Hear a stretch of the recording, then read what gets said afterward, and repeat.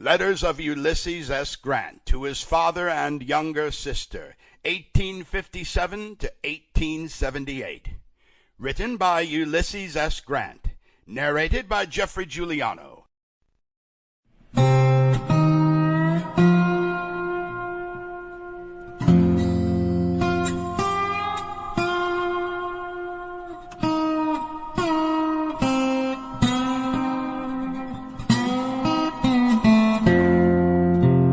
Although a soldier by profession, I have never felt any sort of fondness for war, and I have never advocated it, except as a means of peace. Grant.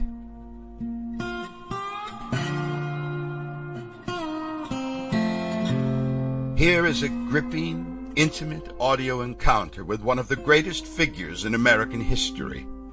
Forget what biased biographers have written and listen to what the man said about himself, about his own life.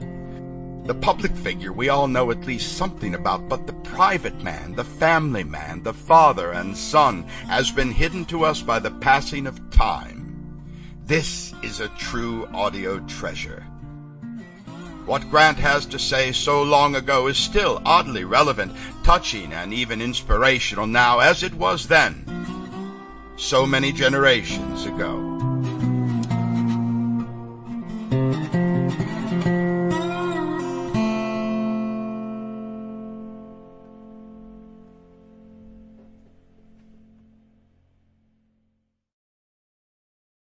In 1843, at the age of 21, Ulysses S. Grant was graduated from West Point with the rank of brevet second lieutenant.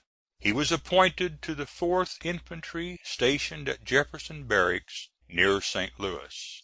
In May, 1844, he was ordered to the frontier of Louisiana with the Army of Observation while the annexation of Texas was pending. The bill for the annexation of Texas was passed March 1, 1845.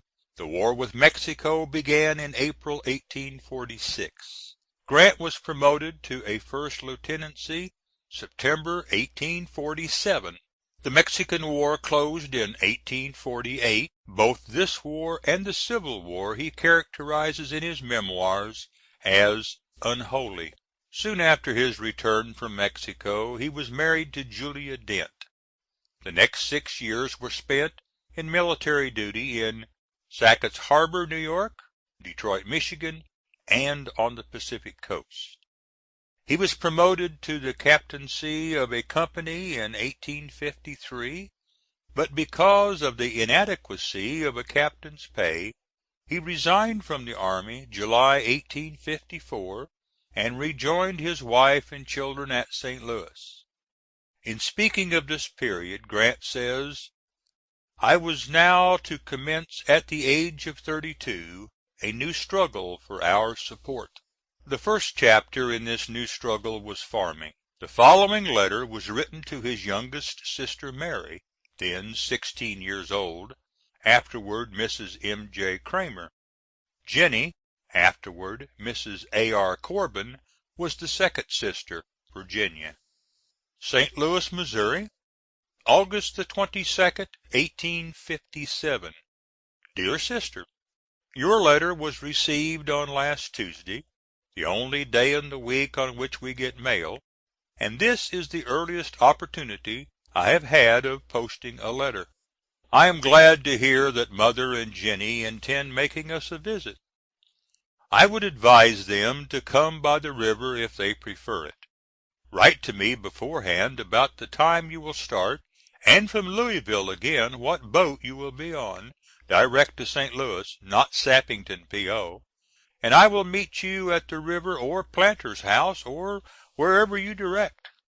We are all very well. Julia contemplates visiting St. Charles next Saturday to spend a few days. She has never been 10 miles from home, except to come to the city since her visit to Covington. I have nothing in particular to write about.